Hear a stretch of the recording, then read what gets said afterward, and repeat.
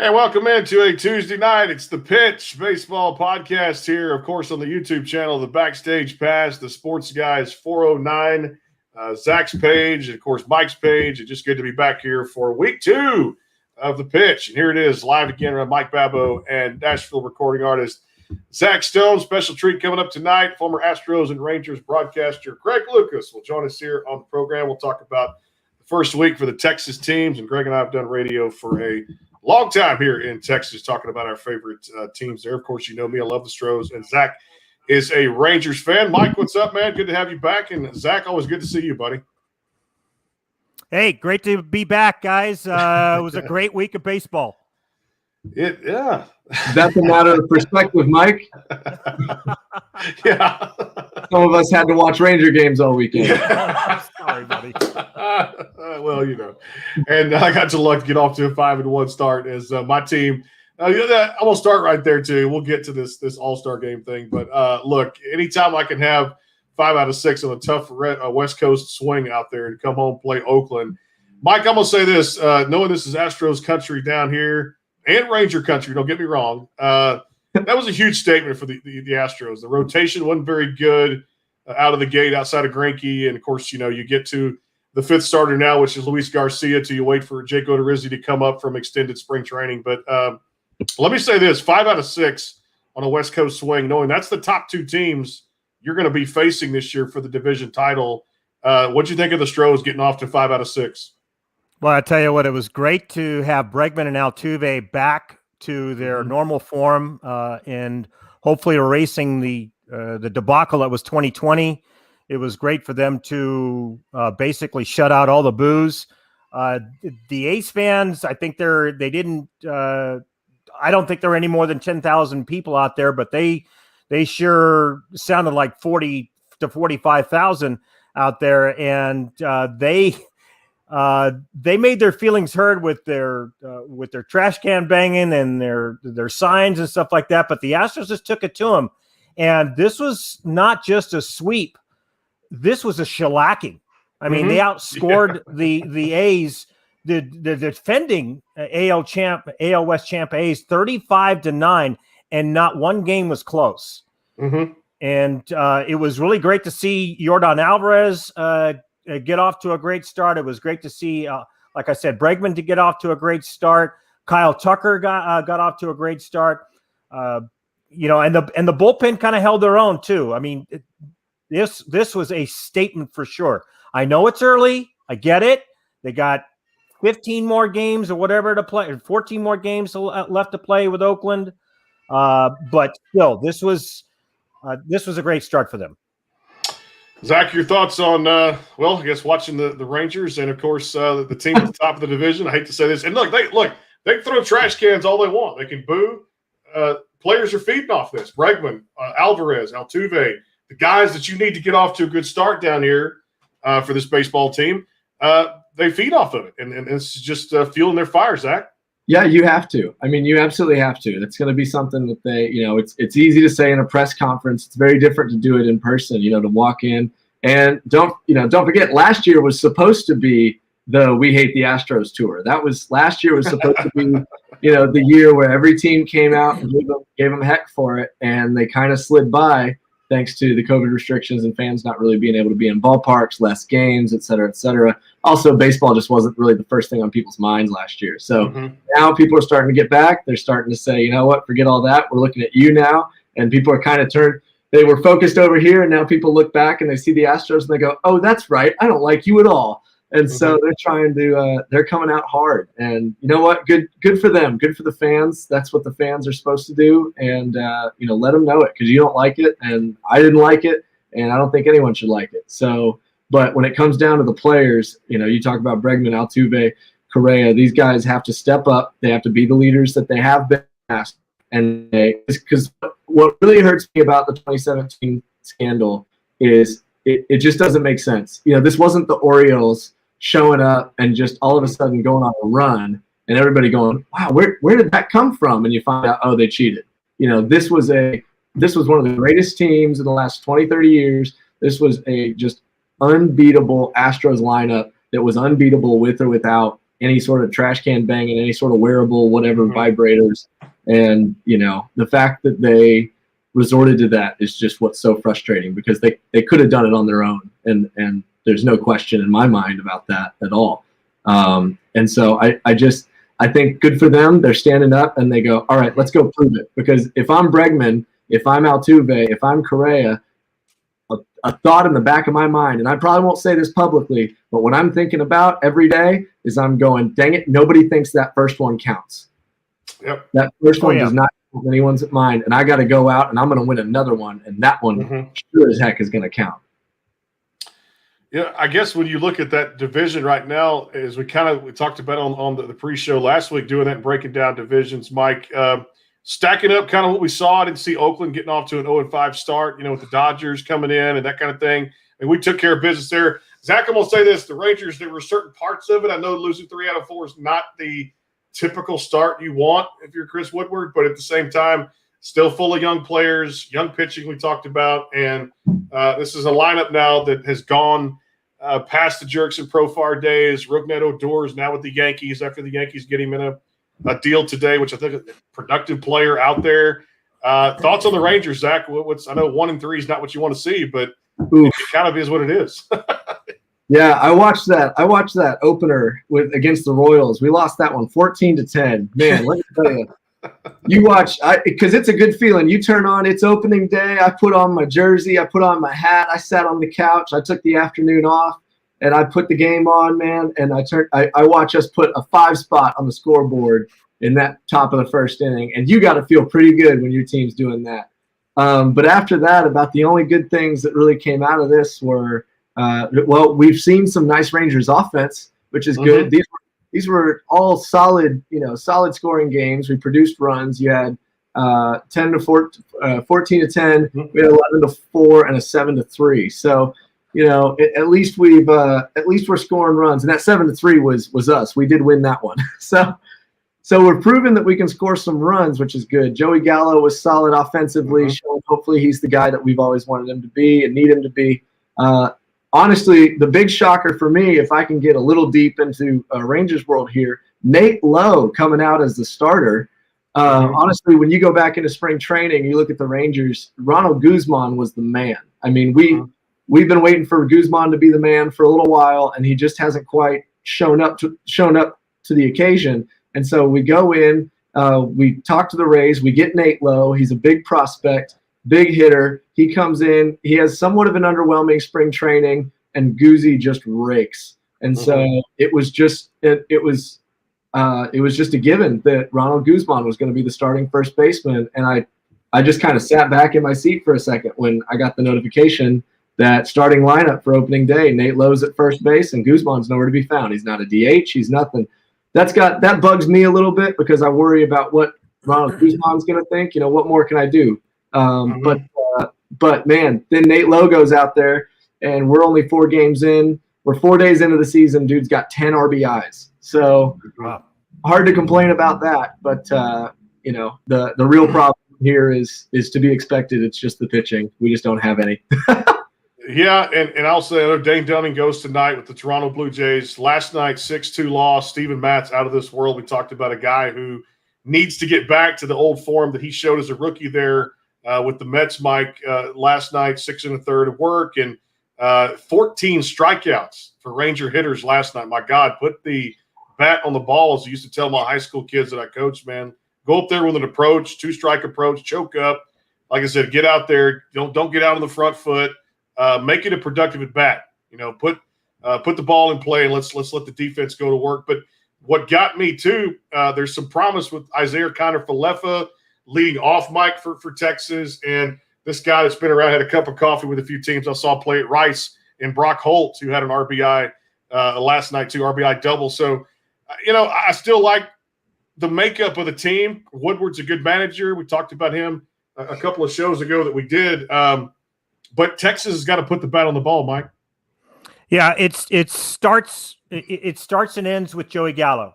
Joey Gallo has to erase a pretty tough 2020 year. He's a high on base percentage guy. He brings in runs. I mean, he had a towering home run, I believe, earlier in the weekend. But if they're not like Zach said, if they're not going to pitch, especially their bullpen, if they're going to continue to blow leads like they did over the weekend against the Royals, look, the Royals are not the 27 Yankees, but they're not a bad hitting club. They're going to put the bat on the ball, but you've got to miss barrels. And I mean, Kyle Gibson, he took like what Zach was saying.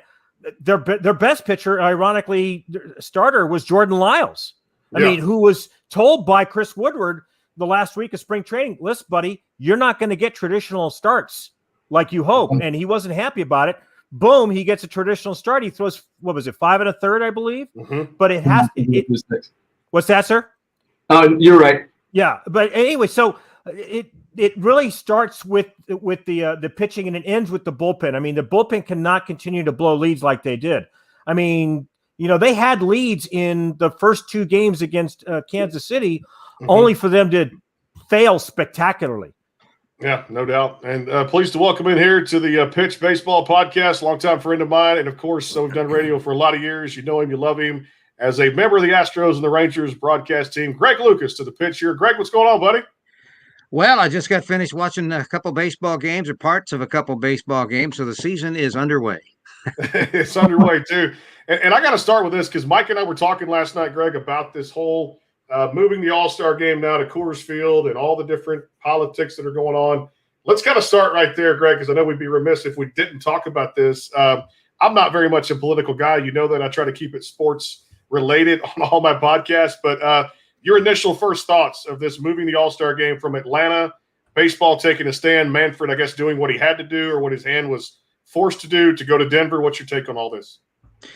Well, I'm very much against getting involved in politics by not only baseball, but also by businesses and everything else that have to sell their products to people from both the left and the right wing if they're going to be successful. When they start taking stances, they actually are cutting themselves off to a certain extent.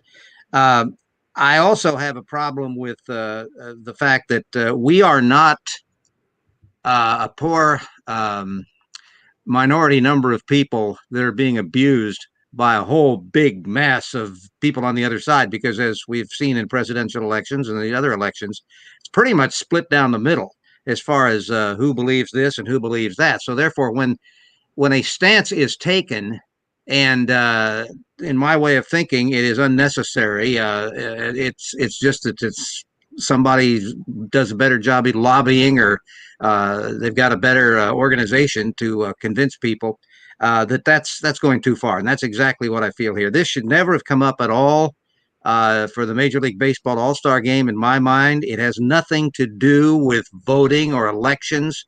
All it is a power play, and I just don't like it. Yeah. Mike, what's your take on all this? I know we chatted a couple of days ago about this. I'm kind of indifferent because, like Greg said, I don't like to bring up politics and all this too. But at the same time, I really feel, and Zach, I'm going to come to you in a second, I really feel the loss of this is the hometown fans and the great baseball fans of the state of Georgia. Yeah, Brandon, I'm with Greg. I would rather separate sports and politics. I think it's just cleaner and better that way. I listened to an interview with C.J. Nikowski, Greg, this morning on MLB Network, and he put it best. I mean, this is a guy who's from the Georgia area, or from Georgia, and I think he lives in Dallas.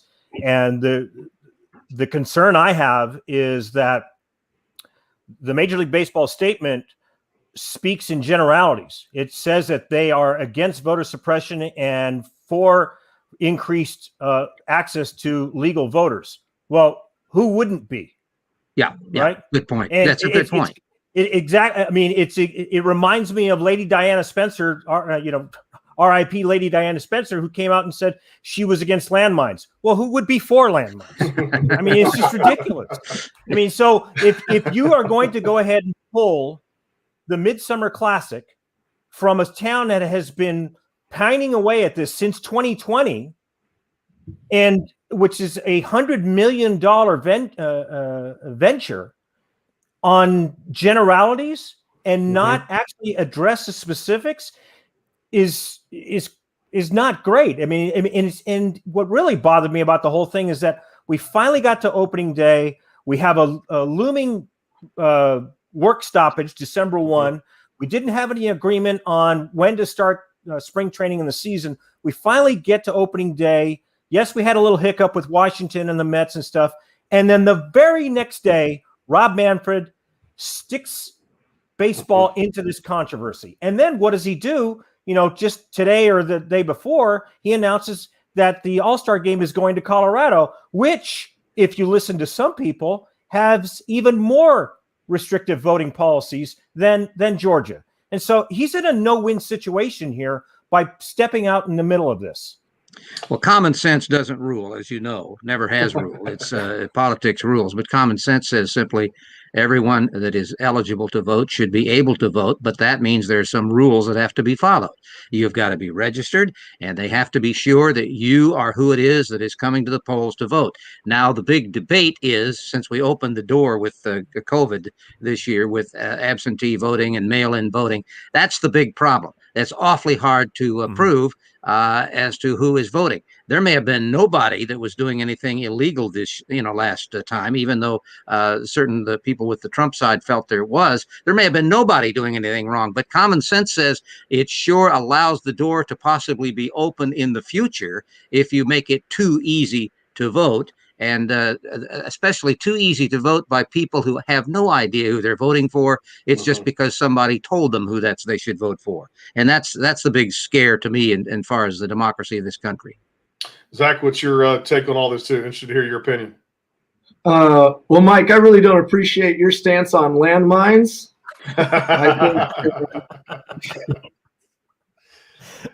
Oh, that's good. That's you're neutral. Now that's good. That's perfectly keeping out of the sports politics comment. That's good. I like that too. He's gonna leave it at that, aren't you, Zach? No doubt about it. Greg, let's go ahead, Zach. I think one of the things I try to do with this show is look at everything from a player's perspective and from the guys in the room, and what does that feel like when you're on the field and when you're in a group. And I think, I can speak from my standpoint.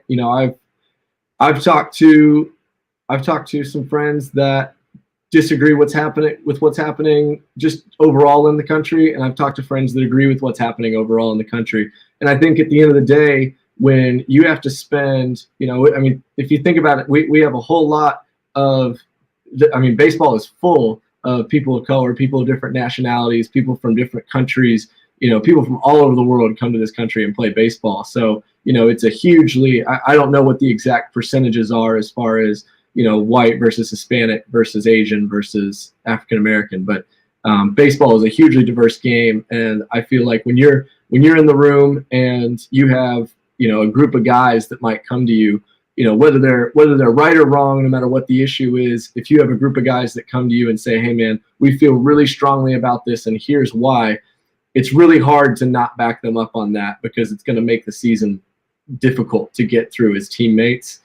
And so I think what you ended up having with Rob Manfred is, I think he had, whether he was on board or not, I don't know. I'm unaware of his personal stance on the matter, but I think he had a strong push from Tony Clark with the Players Association.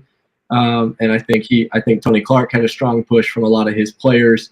And I think when you have that much player support, it can be difficult. And as much as the Braves obviously were fans of having the game at their home park, I think for me personally, the one exciting thing and bummer that I was really looking forward to the Hank Aaron tribute and seeing that at Truist Park there in Georgia, where he played for so many years with the Braves, even though it's not the same park he played in. But I was looking forward to that, and when they said they were going to move it, my fingers were crossed for Milwaukee Brewers, because that was the other part of his career. So, little bummed to see it go to Denver just for those reasons. But again, who knows when you're trying to move a game and an event of that magnitude this quickly and this late in the game, pun intended. I think you just kind of got to take what you can find. I'm going to get to a little segment we like to call here, and as we're unveiling this tonight, Mike had a great idea with this: the good, the bad, and the ugly. Let's do this here on the pitch on the baseball podcast. Greg, let's start right there. Can I squeeze one thought in? Go ahead, Zach. Yeah. How excited are we for a home run derby in Coors Field? Yes, I'm looking forward to that. That's going to be, and the participants, who's going to participate in balls that are going to fly. They're going to be moonshots out there. That I'm ready for. Great point, no doubt. Just like it was at Minute Maid, 2005 when the All-Star game was there at Minute Maid too. Balls were flying onto Crawford Avenue out there, no doubt about it too. Well, Greg, I think interesting first week. You look at the standings. I mean, teams are kind of there that should be there, except for I didn't see a sweep coming. I think the ugly for me would be the Baltimore Orioles going to Fenway and doing something that hadn't been done since 1948, sweeping the Red Sox, which we know is a team in transition. But what's your good, bad, and ugly, Greg, for this opening week right now? Well, I'm going to limit it pretty much to the Astros because I've been watching them, and of course they're 5-1, and I'm very encouraged with that because they certainly were hitting the ball a ton. And today they've only got 4 runs, but they won it with the Correa's home run in the ninth. My biggest concern with them, and Greinke is not the one who I have a concern with because Greinke can throw. He can go innings. He was strong, but I have a big problem with the number of pitches that the starting pitchers are having to throw to maybe only get 4+ innings in, or even McCullers. He got 95 pitches, but it took him 5 innings to get there. That's just that has to stop. And so many 3-ball counts, so many not that many walks really, but so many 3-ball counts, and the count and the pitch count just goes way up. And not only is that rough on the starting pitchers, but it's even rougher on the bullpen because they just can't pitch every single day. Because as the old Tal Smith, the old general manager, used to say, when you use a lot of pitchers, you never know which one's going to be your Achilles heel because there's always going to be one guy that's not going to be on. That happened with Joe Smith in the game yesterday. He wasn't on. He's been very good for the Astros, but he had nothing. And so that's because they had to use so many pitchers to get through the innings. And so that is my biggest concern. I think the young pitchers particularly and McCullers have got to minimize the number of pitches thrown, get hitters out earlier in counts, and stay away from 3-ball counts, or even worse, being behind the count all the time because that makes every hitter much better. So that's my concern. I think the hitting will be fine. The outfield certainly isn't as good as last year because Springer's not there, and Reddick, for instance, isn't there. And he was an average hitter, but he provided pretty good defense, probably better defense than Tucker. So the outfield is maybe a little bit down, but the infield's fine. Catching platoon is okay. That's good. The staff is good. They've got great arms, but they've just got to throw more strikes, and that's the thing that concerns me the most about this team. Mike, good, bad, ugly. I think we kind of agree with Greg on a lot of good points there with Houston. The 5-1 start, the fans now coming back into the ballpark, having to play with that. What should have been last year, except for COVID took it away, the fandom type stuff, the trash cans, the throwing stuff, and everything else, the booze. And feeding off that, so that was the good for me, I think, being a fan of the team. The ugly, I kind of mentioned the Red Sox doing what they did. Also, too, Mike, I'd say I'm right up there with you. The Padres didn't come out and blow anybody away when it comes down to it. Plus, now Fernando Tatis Jr. coming off the record contract is having that shoulder reevaluated now. Hopefully, it's just good news that AJ Preller and the guys want to hear in San Diego. I guess good, bad, ugly, Mike? Well, you know what? You take a look at glass half empty as far as the Red Sox are concerned. I'm going to look at a glass half full and look at Jonathan Means. Okay. I mean, what he did, he's not a slouch of a starting pitcher for sure. Yes, he's on a lousy team, but he's a really good pitcher, and he has dominated the Red Sox over his career. And opening day was no different. In 7 innings, I think he struck out only 5, but he only allowed 1 hit, and he set down his last 18 in a row. And this is a lineup that is, I mean, they're not bad. I mean, they got Xander Bogaerts, they got Rafael Devers, they got Alex Verdugo, Robbie Dahlbeck, who was a Rookie of the Year candidate last year, JD Martinez. So this is what he did with them with it, and it wasn't like he blew them away. His fastball topped at 93 miles an hour, guys, but his changeup was absolutely devastating.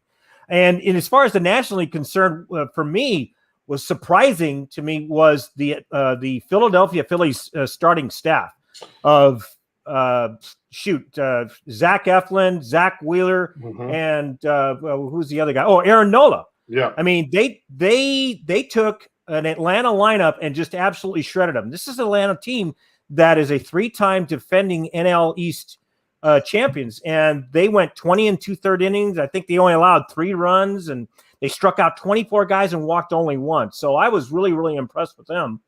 My bad is, sorry, Zach, it's the Rangers bullpen. I mean, Yeah. They were just horrible. I mean, 14 innings, 18 earned runs, Woo.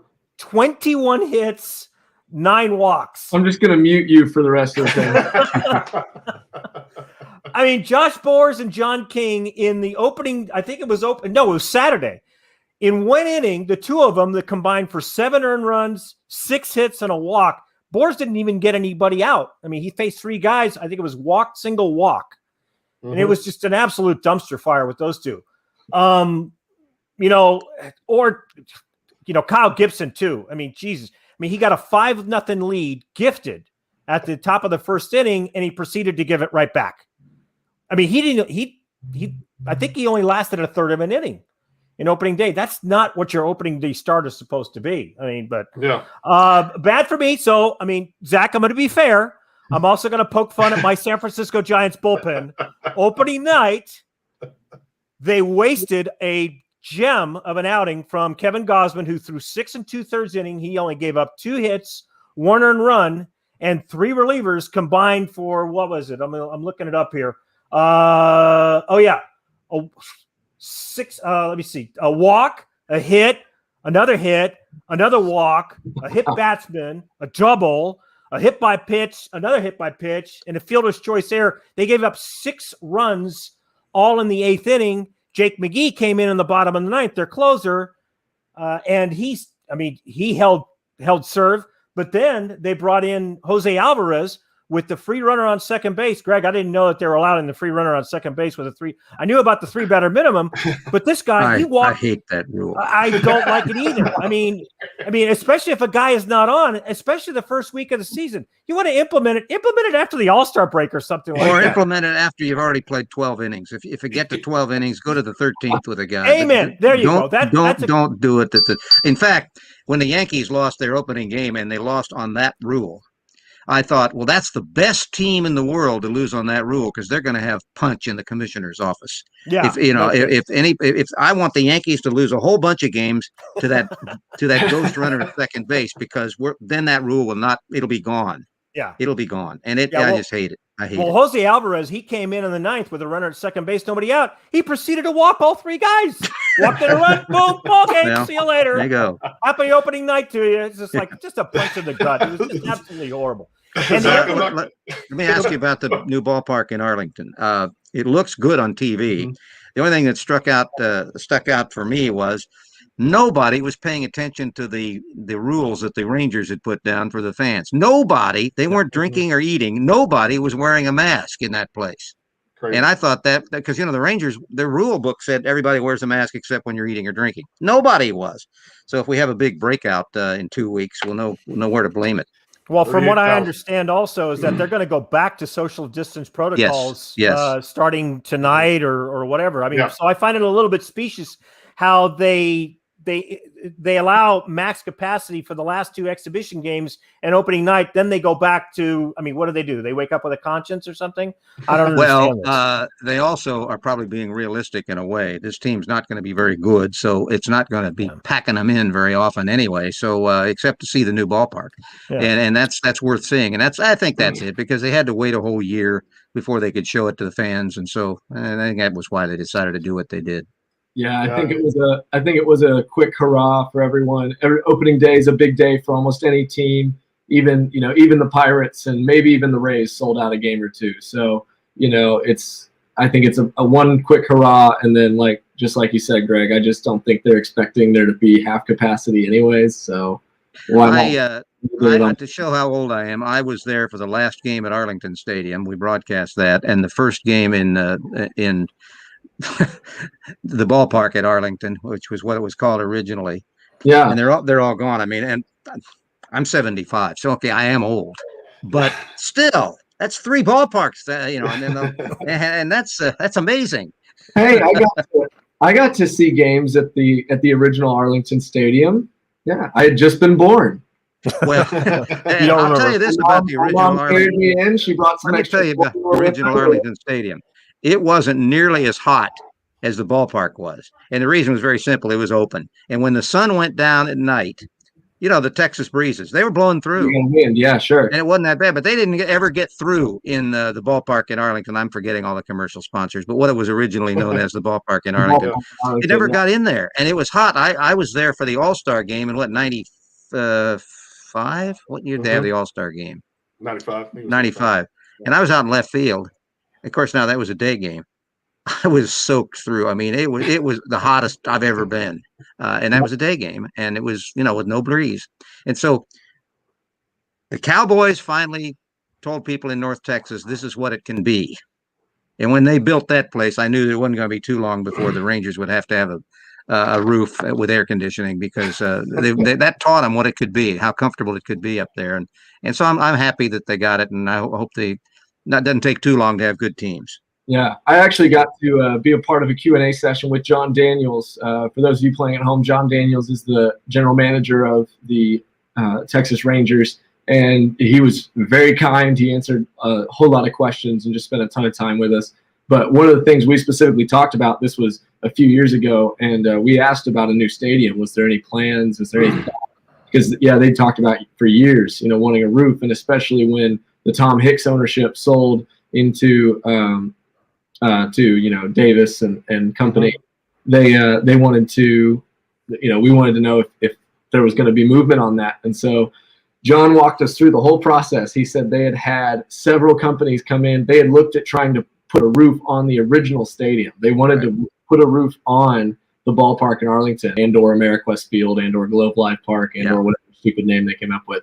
But they wanted to put a roof on it, but they said because the structure just wasn't built to carry that, they would have to reinforce all of it so much that they would basically be building a new ballpark over it. And so their last resort was, they had, I think there was a German company or Swedish company, somewhere from over in Europe. These guys came over, and when you take your kids to the playground and they have those vinyl net cover things that go over the playground and put shade down in the playground.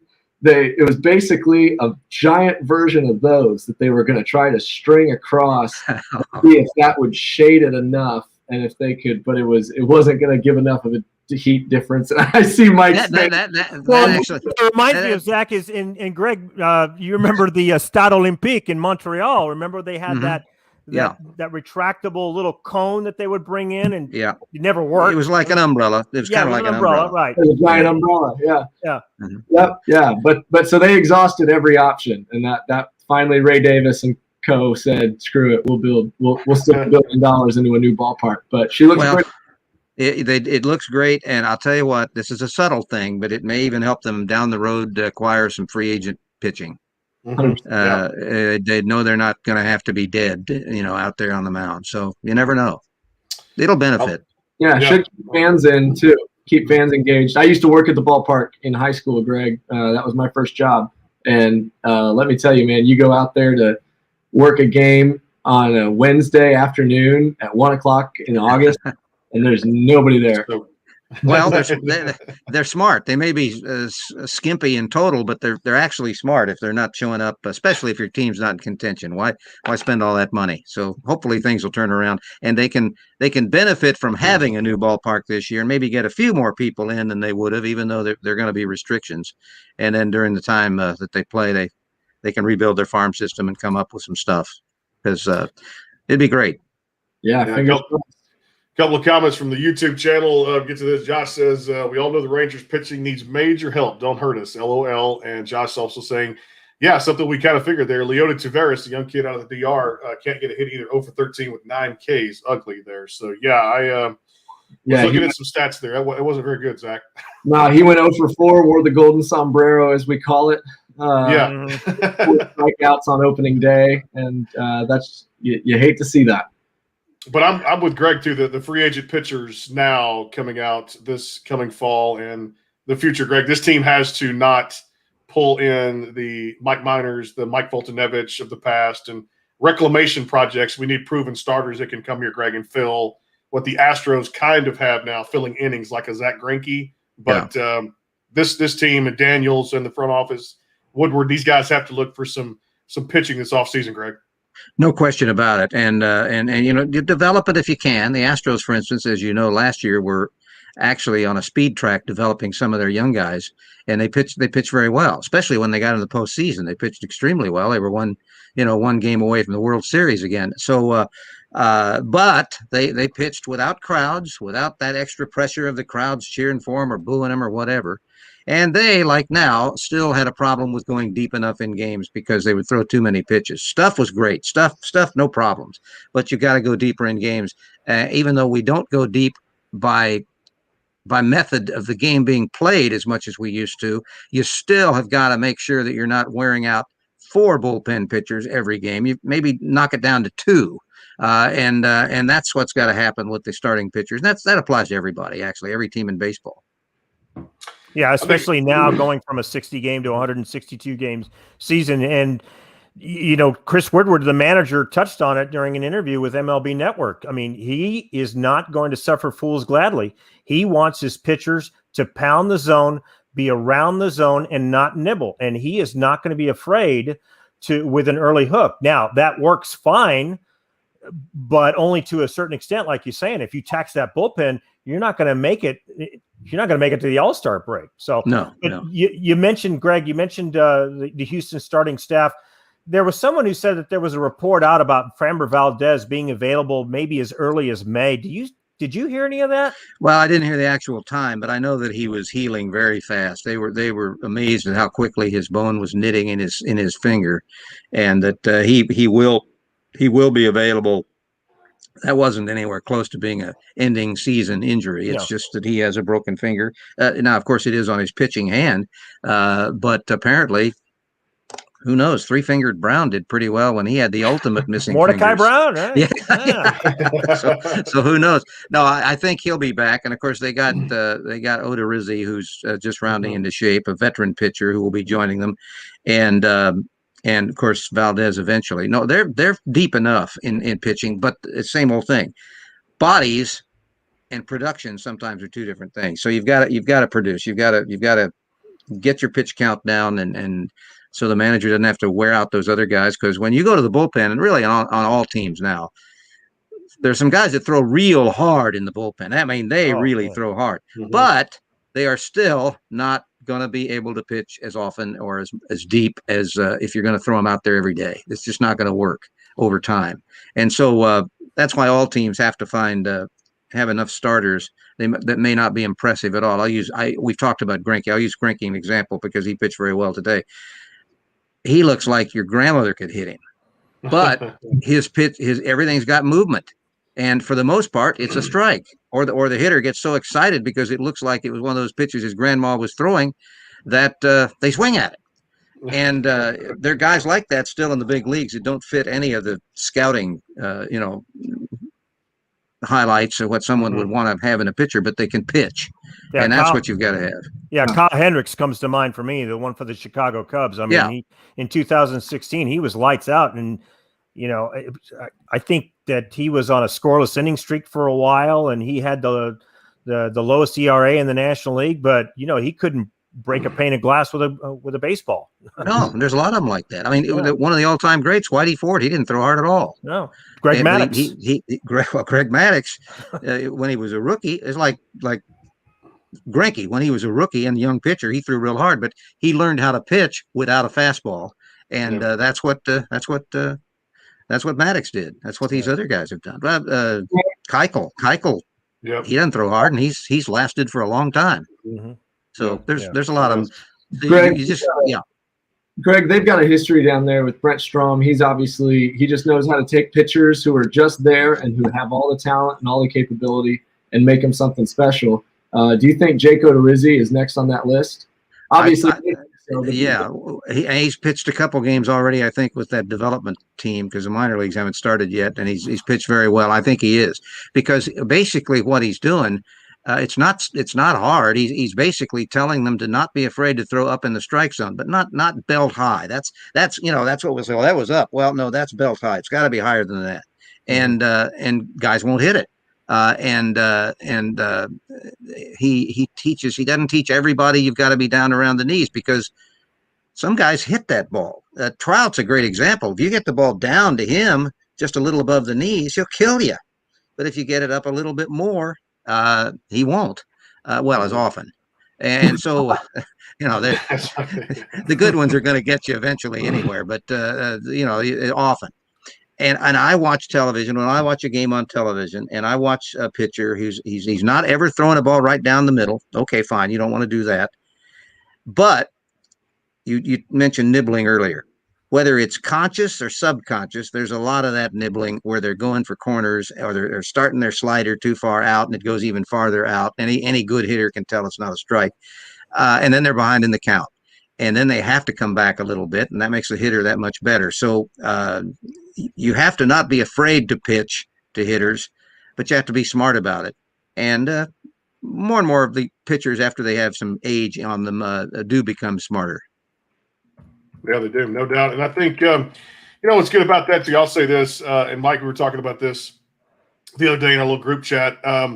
Just great to see the Washington Nationals back on the field today against the Atlanta Braves. Of course, they win by the walk-off from Juan Soto to get that first win in the win column. But this was a makeshift roster, Mike, and this was something that your players coming up for the minor leagues and the Carter Keybooms of the world and players like that, and so many just great veterans that were put out there on that 10-day COVID list for restricted lists. Mike, this whole thing, it's good to see the Nationals get out there and just play a baseball game with the Braves, and Juan Soto does the rest.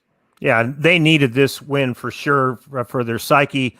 I'm sure that Matt Scherzer was just chomping at the bit to get out there. I mean, because starting pitchers, they are a different breed, right? They like their schedules, they like their routine, and if you say, nope, we gotta hold off for 4 days. I mean, I would not want to have been around Matt Scherzer for about 4 or 5 days. I mean, but I mean, they brought up Carter Keyboom. They wanted to get him down to the alternate site and get his swing in rhythm and in focus. But they had to bring him up. They didn't have a choice.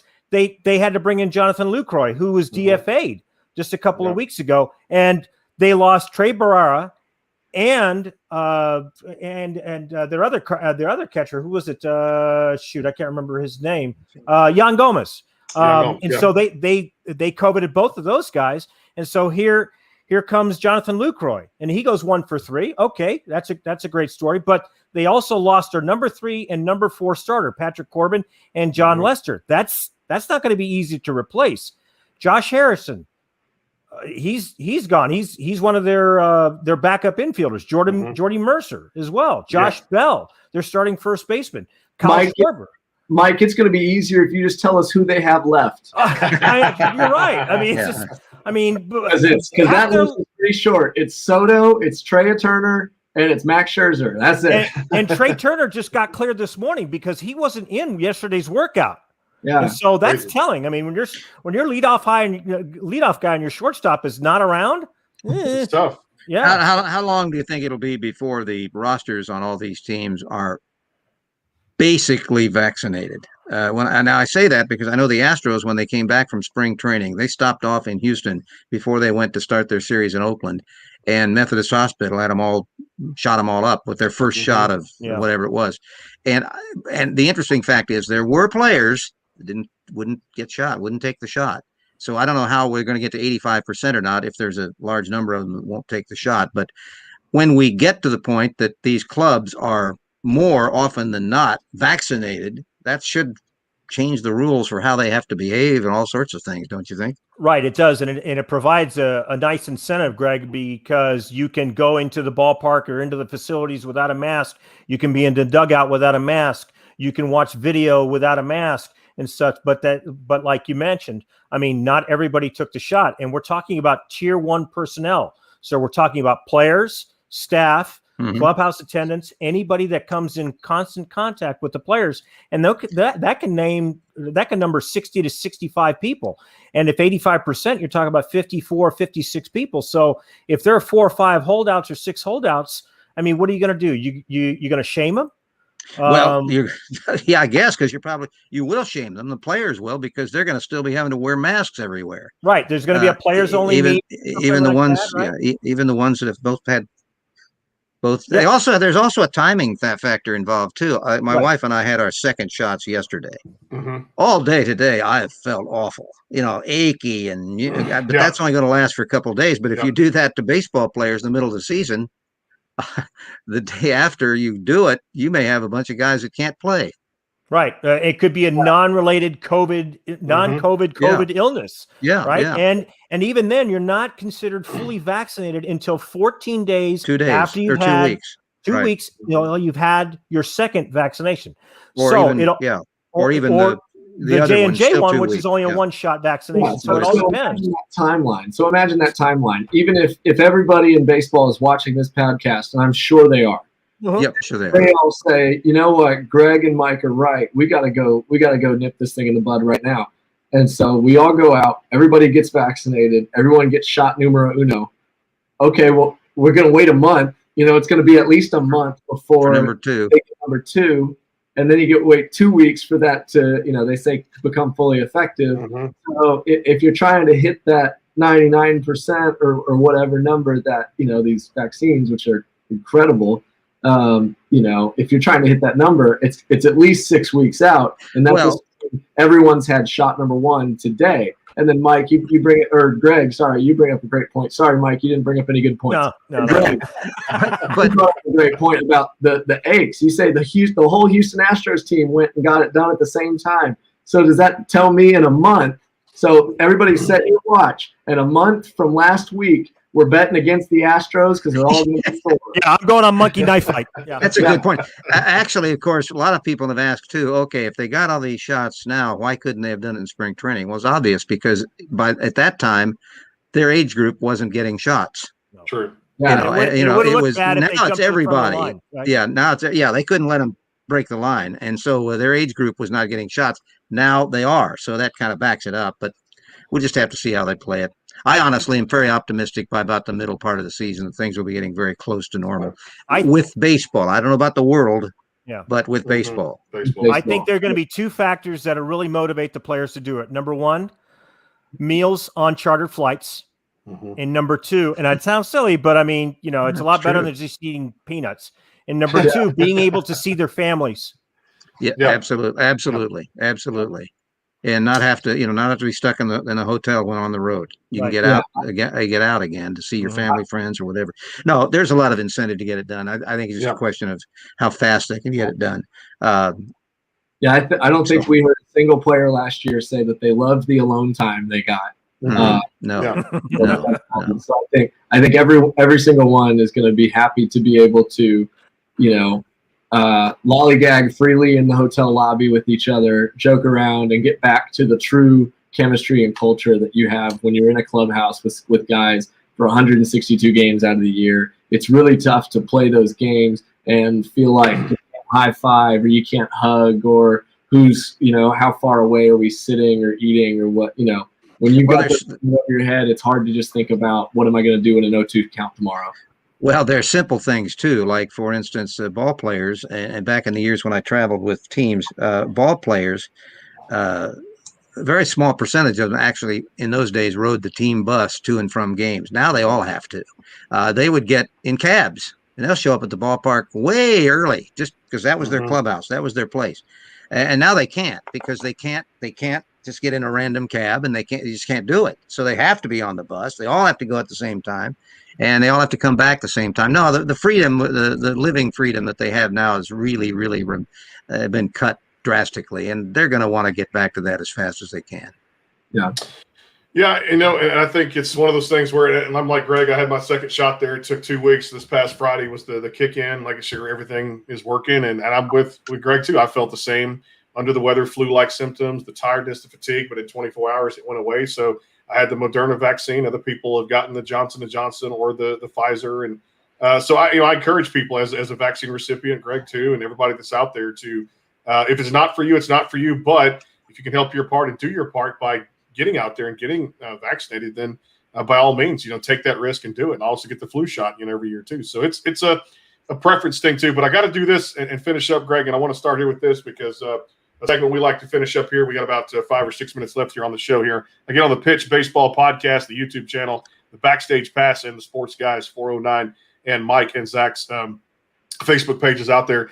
Let's start here, Greg. I think if there's a team or a player of the week, for me, 2 things come to mind. The Astros getting off to the hot start, 5-1. Team of the week, easy. The player of the week for me, Greg, the kid from South Carolina, Whit Merrifield. My God, 500, 3 homers, 9 runs batted in for the Royals, who won 3 out of 4. That's my team of the week, the Astros player of the week, Whit Merrifield. Where are you going with that? Well, I wouldn't disagree with Merrifield. I think it's the old story, though. We have to see how it stacks up over time with young players, because some of them can get off to really hot starts, and then they go around the league, and all of a sudden there's a hole in their swing or there's a hole in their strike zone, and they find it, and the pitchers use it. But no, I'd say he's certainly a worthy for that. And I would kind of agree with the Astros because, with the exception of their game last night, where they blew it in the 8th inning. They have been very solid. They've scored in the 9th inning. Here's a stat that came out in today's telecast. The Astros have scored at least 1 run in the 9th inning in every game this year except one. The game that was pitched by the utility infielder, Tom, for Oakland. They didn't score in that inning. He got, he was throwing the ball 50-something miles an hour, and they he had some tough hitters. He got Altuve, he got Alvarez, I forget who else. I think he got Bregman, but he gave up 1 hit, a little dribbler off the end of the bat, the opposite field. And he was the only one. So that's the most unique performance that I would say of the week. But basically, I'd have to go the fact the Astros got off to such a good start against the team that they figure they're going to have to beat in the division. Mike, where are you going with your team of the week and player of the week? I'd have to agree with you. My team of the week is no, you know what? I'm going to say the Phillies, because they're not really supposed to compete, and they went and they swept Atlanta with their vaunted pitching. I really like, because that is, like I said last week, that division is going to be tough. It's going to be a meat grinder, and they're going to have to take advantage of every game they can. And sweeping Atlanta was a big statement saying, hey, don't forget about us. I know you're talking about the Mets. We know you're talking about the Braves. We know you're talking about the Nationals, but you know what? We're here too. And we'll see. My player of the week is my Mark Lemke Award, otherwise known as Yermin Mercedes, the DH/outfielder, really just the DH for the Chicago White Sox, who is from, I think he's from La Romana in La República Dominica. He made his major league debut in August of last year. He only had, what's that? He only had one. What's that? Flawless pronunciations. Mike. Oh, thank you. My brothers will be happy. He had 1 at bat against the Astros in garbage time in the 8th inning last August. He got called up for that 1 at bat, got sent down the next day. This guy has been in baseball since, I think, 2011, been waiting his turn. And the only reason why he got into the lineup or even on the roster was because Eloy Jimenez went down a couple of weeks ago, right? And so what does he do? He proceeds to go 5 for 5 April 2nd, and then goes 3 for 4 April 3rd. I mean, and of course, he hit his first major league home run on April 3rd. This is the first guy in a modern era to get 8 hits in his first 8 trips to the plate, in his first 2 starts. So, could this guy have a hole in his swing that you could drive a truck through that they'll find out? Yeah, possibly. But hey, you know what? He's in the show. They're in the books. The hits are in the books. I love this, Zach. He's batting a robust 667. There's a word. And the OPS, Zach, over 1,600. Can he keep this up with a homer and 6 runs batted in? Zach, what's your team of the week and player of the week, Zach? Yeah, well, first off, I had a scout once say, they said, well, what do you think about hot starts and cold starts? How do you kind of take all that into account? And he said, always better to have a hot start. Would you rather him start 0 for 9?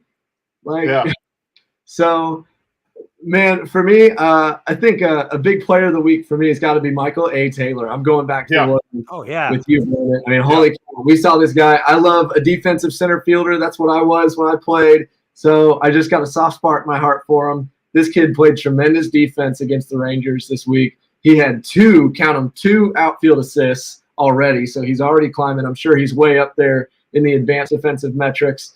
Not to mention he hit 2 home runs to go along. Now he's sitting on a 1,300 OPS. I mean, this is one of those kids. He's 30 years old. I say he's a kid. He's getting older now, but it feels like he just plays with that young heart. He's always been kind of that next guy. He was always the guy behind Trey Turner with the Nationals. It's really cool to watch him go to Kansas City, take his first year, and in his first couple games, just rake. And like you said, it could all go downhill from here, but hey, here's fingers crossed to a great season from him. And then I'm going to cheat a little bit. Instead of choosing a team, I've got my own team that I've developed, and I call them the Comeback Kids. All right, so we're looking at Mike. We got your guy Buster Posey. He looks like he's 5 years old again. He goes yard. You got Jake Arrieta, who deals in his return to the Cubs. You've got Byron Buxton. He's finally healthy. He steals a base, hits 2 bombs. Joey Gallo is so far so good. Shohei Ohtani comes back from injury. He throws 101 miles an hour. He hits a home run from the 2-hole. First pitcher ever, or not ever, sorry, but since like 1907 or whatever, to hit in the 2-hole on a game that he starts. And that's fantastic. You know, what a show from the kid. And, of course, to have Trey Mancini come back from colon cancer and watch his team go through, you know, this is it's just great to have baseball back and to watch these kids come back. And I hope they all stay in the game for a long time. Josh says, Josh says, and of course, Nate Lowe leading MLB in RBIs with 10 in 4 games. Got to mean something out there for, no doubt, Josh. That's a huge point. Greg, I'm going to finish with this today. We've got about 2-3 minutes left here. Appreciate all the insight this week. We'll definitely have you back on here on the Pitch Baseball podcast. Appreciate the time, as always. You're a good friend of the show. Zach was bringing up a good point. I watched the game Sunday Night Baseball with Shohei out there throwing 101, the moonshot, 400-plus foot home run, high fastball, gets the barrel to it, quick hands, puts it in the seats. Can this, as a player that we haven't seen in a long time, do this DH and become a starter? Do you think as this kind of goes on in Ohtani's career, is he going to have to pick one side, or can this keep up with both positions as far as that goes? Mike, I guess I'll start there. This thing with Ohtani, can it continue as a DH/starting pitcher? Can he continue to deal 101 and then hit moonshot home runs, or should he just be a full-time DH, Shohei Ohtani? Well, the thing is that the Angels need him so bad on the mound. I mean, they got Dylan Bundy and, the rest of the guys, but I mean, Shohei Ohtani makes a difference with them because they've got to go up against the Astros starting staff. I can't imagine that the A's starting staff is going to be this bad throughout the whole year. But the risk is, number one, he's already gone through Tommy John surgery. You already saw the close call that he had at the plate with the wild pitch on the second run scored in his outing. That made for a quick exit for him. And you just hope and pray that he can last through 20 to 25 starts. Mm-hmm. Joe Madden already said at the beginning of the season he was going to go with a 6-man rotation to accommodate Ohtani, who is used to a 6-man rotation when he was playing over in Japan. So I just hope he stays healthy because he's exciting to watch. Listen to that video. Listen to the video of when he turned on that 97-mile-per-hour fastball from Dylan Cease. That thing was violent, and it went halfway up the bleachers in right center field. We're not talking about a cheapie that goes out of New York's new Yankee Stadium, where everything to right center field is a home run. That thing was a no-doubter. I mean, and then he backs it up with 100 miles an hour consistently. It's just he's exciting for baseball. We need players like him. We need players like Fernando Tatis. We need players like Juan Soto to bring excitement back into the game, Greg. And I just hope. And Madden says he's gonna DH him before, during, and after. Those 3 days he's gonna shoulder him and DH him, and I hope so. I mean, it'd be great. My biggest problem is when he starts as a pitcher and is in the batting order. That really, if he's not going very well as a pitcher, you're going to lose both guys. You're going to lose your DH, him as a DH, and you're going to lose your pitcher. If your pitcher is not going well, maybe you don't matter. But, when he comes out, he's got to come out. So that's a problem that could be a thorny situation at times.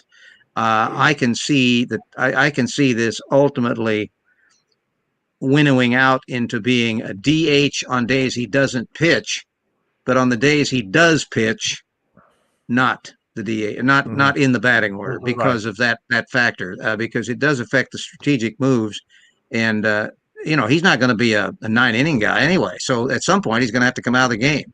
Yeah. And you're going to be taking a pretty good bat out. So I think that you're better off if he's not DHing and pitching. Well, he wouldn't be DHing, but he would be pitching, going to the plate. It might be better off not having him do that because you can make your moves without having to worry about losing. Well, of course, he's not going to be in as a DH anyway, so I guess it doesn't really matter. It's something I think it's a work in progress. I hope it works because I like the idea. I like the concept, and anything that will defeat the designated hitter permanently, which nothing can, No. I'm all for. So we'll just see how it turns out. But I really am impressed with him as a ball player. Well, maybe this is the next Pat Venditti rule. We don't see a lot of rules added, but every now and then a special situation like Pat Venditti, who's of course a switch pitcher.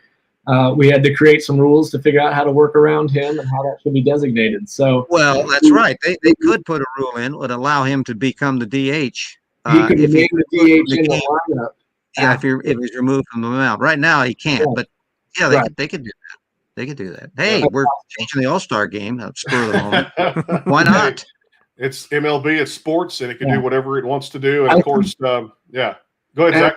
I think too, when you're looking again at think about this when you're looking from Shohei's perspective. This is a kid who wants to play, and who would we be to put a leash on a guy like Bo Jackson? When I think about his career, as short as it was, but so storied. Such exciting. Every second he was on the field, you had to watch. You just had to watch, and I wouldn't give up a second of those few years of watching Bo Jackson play, even though I wasn't born yet. And, to be able to go back and watch those highlights, if we only got 5-6 years of Ohtani and, I would rather get 5 or 6 years of Ohtani being full Shohei Ohtani than put a leash on him, say he's got to walk just so we can milk an extra year or two out of him. And I was around when Bo was playing. In fact, the matchups between him and Nolan Ryan were classic. Nolan once struck him out something like 8 times straight, and then Bo hit one 450 feet off of him to break that. And of course, he's also the guy that hit that smash up the middle that went off Nolan's face and bloodied his face later on. So no, those matchups were classic, and I was around for those. Jersey. Pardon? Yeah. I still want that bloody jersey. That no one. Oh well. Why don't you ask Nolan for it? We'll see what happens. Hey, that's a good way to wrap it here. Good week 1 of baseball. Of course, week 2 coming up. We'll be back next Tuesday night from 6 to 7 here on the pitch. Zach and of course Mike, always good to have you guys and be with you. Greg, appreciate the time and looking forward to reconnecting again here on the podcast. Thanks for being a great friend and always helping us out. Well, this was fun, and I appreciate it. I'm available when you need me down the line. Always, my friend, always. Greg Lucas with the Astros and the Rangers, regional sports networks, a lot of years. Great books out there. Go get them, too. Some great reads. I've got a couple of them myself and love reading those things. And Zach, Mike, we'll do it again next week, 6 to 7 here on the pitch. Appreciate you guys always. Yes, sir. Can't wait. Sounds good. Yeah, thanks, good all. stuff right here. Happy baseball watching out there from the pitch. Baseball podcast presented by Toir Guitars and Bangtail Whiskey. We'll see you tomorrow inside the Backstage Pass. Stay tuned for more.